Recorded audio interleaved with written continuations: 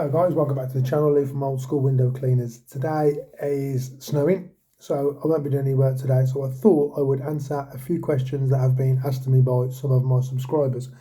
Thank you once again to everyone that subscribed and supported the channel.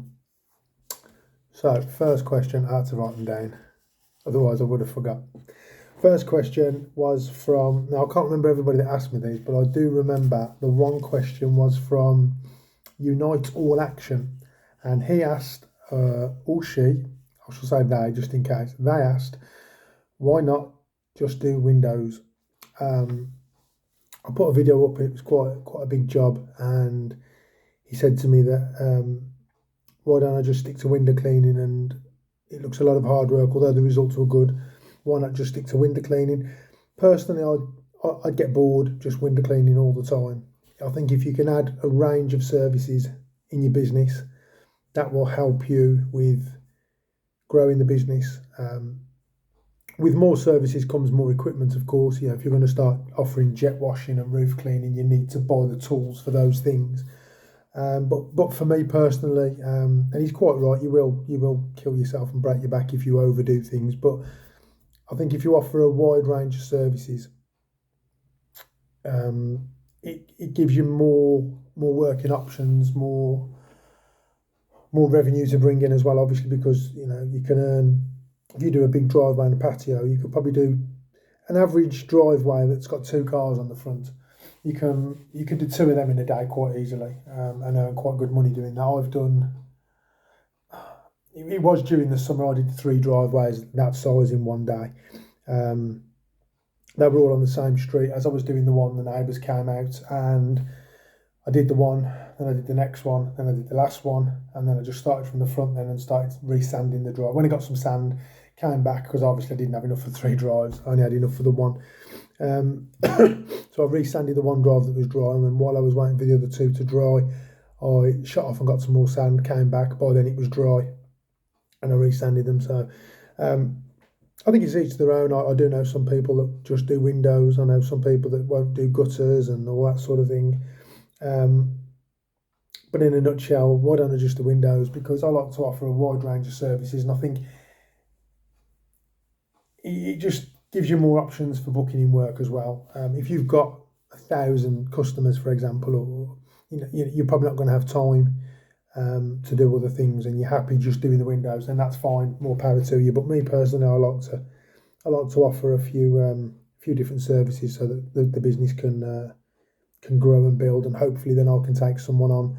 They can carry on maintaining the windows, and I'll get them to the gutter job with the gutter vac that we've got now, and just go from there, to be honest.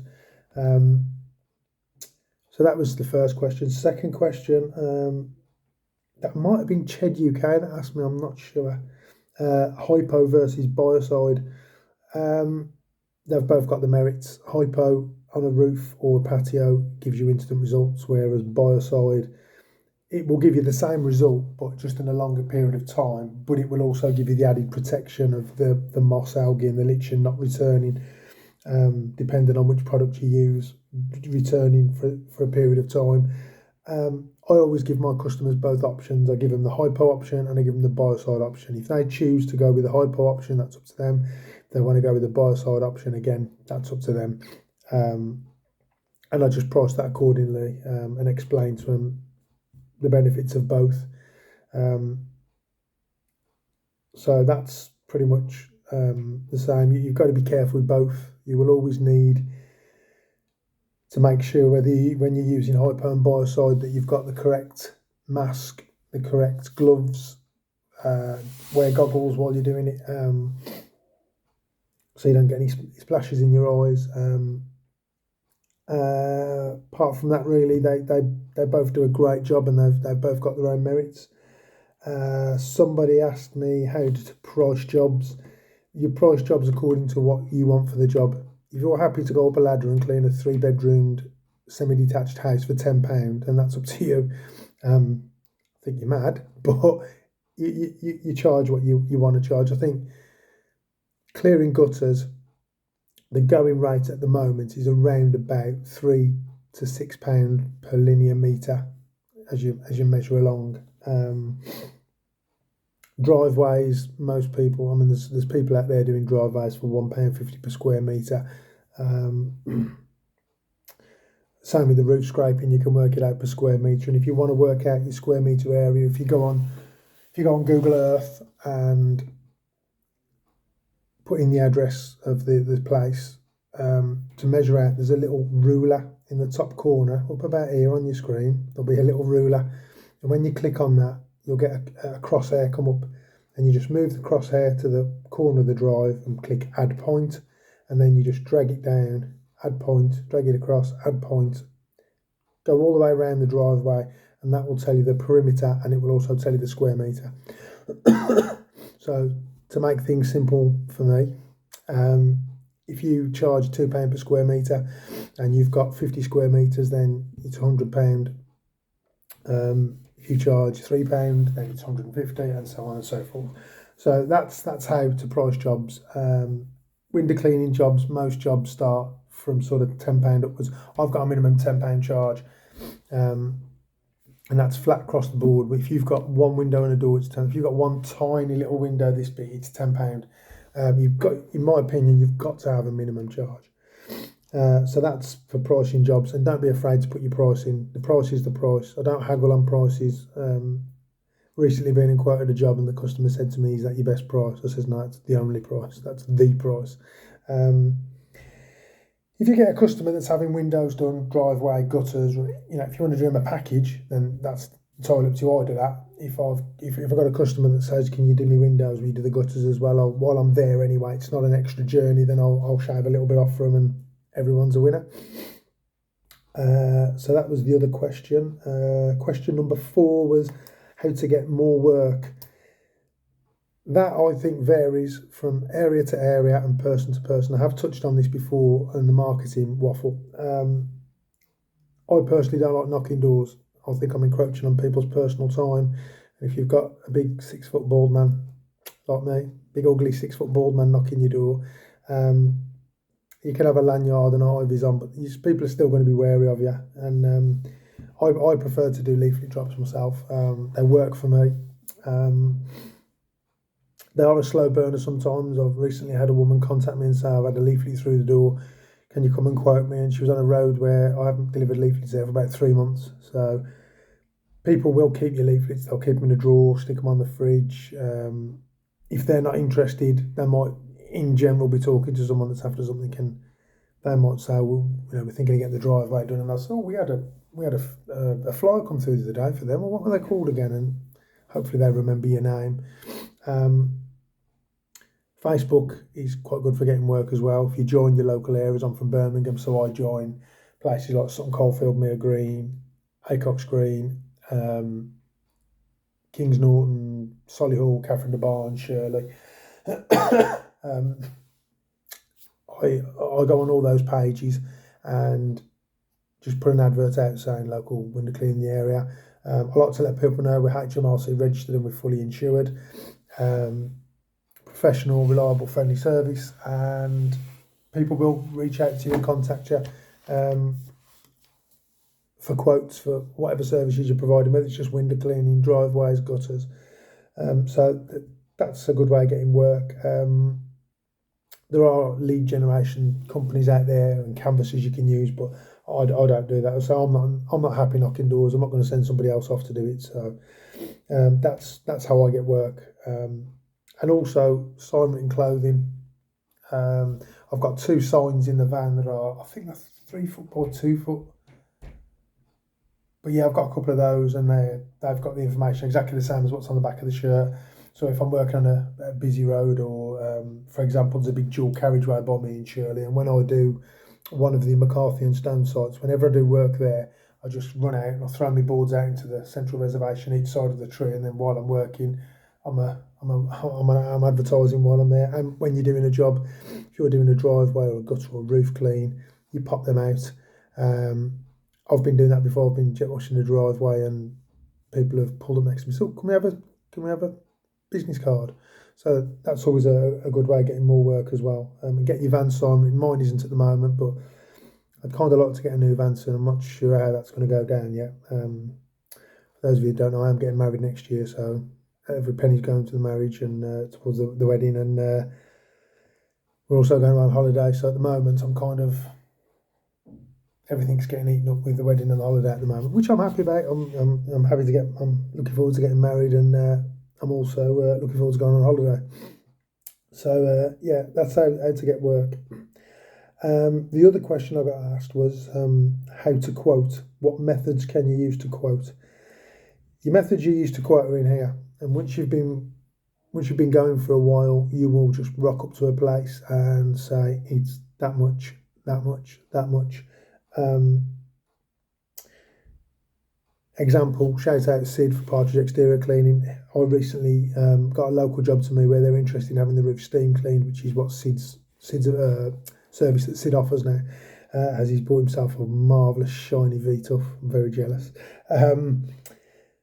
I sent him the photos of the house and he said, oh, I think it's roughly going to be X amount. He says, let me measure it out. So I gave him the address and he measured it out and he went, oh, I'm getting good at this. Just by looking, I can tell you how roughly the size of the house is. So the more you do things, the better you will get at it. You can use Google Earth, like I said. You can use Google Earth for measuring out your driveways. You can also use it for measuring the front. Say somebody said, I want the front gutter cleaned out. You can measure that out, and if it's 9 meters across the front and you charge £1 per meter, then it's £9 to have your gutters cleared out. It's that simple. You can use Google Earth for that. Just be careful with Google Earth. What I tend to do is I will go on the street view and take a screenshot. Then I will do the 3D view of the front, side and back, screenshot them, and then send them to the customer and just say, can I just check this is the correct house? Because Google can take you off sometimes, and sometimes it's not updated. I went out to a house once, I quoted it for window cleaning for a 3-bedroomed house, and when I got there, they'd had another dormer window put up on the top. There was a conservatory on the back, and the front had got a big extension, and it was nothing like in the Google Maps, Google Earth. But sometimes if you check Google Earth and Google Maps, you'll get 2 different pictures because one's updated and one's not. I don't quite know why that works, but anyway. If you can't get, I have had a few properties where I can't actually see the house because it's surrounded by trees. In an instant like that, take the time and the effort to go out, speak to the customer and take a look in person. It's much better because you can see the access around the property and you can also see it in the flesh and see how bad they are, because on Google Earth you can't tell how green them frames are. And if you turn up and think, right, that needs a deep clean, you know, a maintenance, a quick sort of splash and dash, if you like, it's not going to work on this. It needs a really good deep clean. You can say to the customer, look, it's going to be this much. And I've actually been picked to do jobs. I've actually won quotes where I've been more expensive than other people, but I was the only one that actually took the time to go out and look at the job. And she says, you're not the cheapest, but we're going to go with you because you could be bothered to come out and take a look, and you've explained what you're doing, why you're doing it, and why the price is different. Sorry, my earpiece just fell out. So yeah, it's always good to go out and take a look at the place that you're quoting. And like I say, I was more expensive, but that's why I got the job. And when I was done, she was thoroughly thrilled and really happy. And she actually recommended me to a friend as well. So those are the 5 questions I've been asked. The one thing I will say is don't be afraid to quote a job, and it's really difficult if you're just starting out because you want to win as much business as you can. You don't want to lose business. Nobody wants to lose business. Even as established as I am now and as busy as I am at times, I still don't want to lose work. But on the other hand, I won't be knocked down on price. I won't be bashed and beaten down on price. The price is the price. You know, when you go to Tesco's and the checkout person says that's £73.50, you don't say, you take 70. No, you don't. You pay the money. You pop your card on the thingy and pop your pin in and away you go. I understand everybody wants a deal. If I went to buy a new van tomorrow, I would be saying to the dealer, I want it, but I'm not paying that for it. You got to do me a deal. You got to throw me something in. You got to throw me some car mats in, or tyre shine, or puncture repair. Or everybody wants a deal, and there's nothing wrong with that. But in the industry that we're in, and this sounds like a really big self-contradiction, but in the industry that we're in, it's hard work. I'm not saying selling vans is easy, and I'm not saying any other checkout people are not. It's not an easy job. Don't get me wrong. I'm not saying that at all. But what I'm saying is, with the physicality of this job and the results that I get, means I can demand that price. And if you're not happy to pay that price, then that's fine. I'm not offended by that. If you know, we're into 15 minutes, so I'm going to try and wrap this up quickly for you. I recently had, I did a roof quote, and the bloke said to me, "That's expensive." I said, "Have you had some other quotes?" He says, "No." I says, "So how do you know it's expensive then? Because you've got nothing else. What are you basing your facts on? Because you have nothing else to base it on." I was talking to my friend Perry from Rinse and Shine in London, and we were having this exact conversation. And Perry said it's quite annoying, sometimes quite infuriating, that people can just automatically think, "Well, you're worth this." Well, no, I'm not. I'm worth what I tell you I'm worth. And that's not being arrogant. You've got to be confident in your quotes. I will go out and I'll say it's going to be X amount. Um, if they say I can't go out, they just want a ballpark figure, then I will give them a ballpark figure. I will say it's going to be at least X amount, but it will be no more than this much. I've left myself scope then to expand the quote if I need to. If I get out there and there's an issue, like it's bigger, or they didn't tell me about this side alley, or because you get it. I've gone out to people and they've sent me some pictures, and then when I've got there, they've completely missed 3/4 of the property. I'm like, it's huge. There's no way this is a £15 house. So yeah, don't be afraid to stick to your guns with your quotes, and always, if you can, always go out and take a look. I always prefer to go out and take a look. I know it's difficult sometimes when you're busy. Sometimes I haven't got the time, but it is a good thing to do. So I think I've bored you all enough now for nearly 17 minutes. Thank you everyone for watching. Thanks for subscribing. I'm hopefully going to be doing a few more of these. Probably not, hopefully not this long. But anyone's got any questions or want any advice, you can email me directly, or you can leave a message in the comment box and I'll get back to you. Always happy to help. I've been going 2 years and a bit now, I think. So I haven't got all the answers, but I do a lot of research. I must have spent 3 months researching what to do and how to do it before I even bought my very first starter kit before I started. I'd like to do a video on that sometimes, a little bit more in depth on how I started and why I got into window cleaning, how I've got to where I am. It's not a glory story. I'm not a multi-millionaire. I haven't got 100 vans on the road like Lee Pryor and some of these other people that have got a lot of vans on the road. But I think I can add value and advice to people and my experience so far, and I'm always happy to share that. And I'm the first one to say sometimes when I got that wrong, I should have done it this way. I'm always up for constructive criticism and people giving me ideas of how to do things different ways. So yeah, anyway, thank you very much for watching everyone, and I will catch you all on the next one.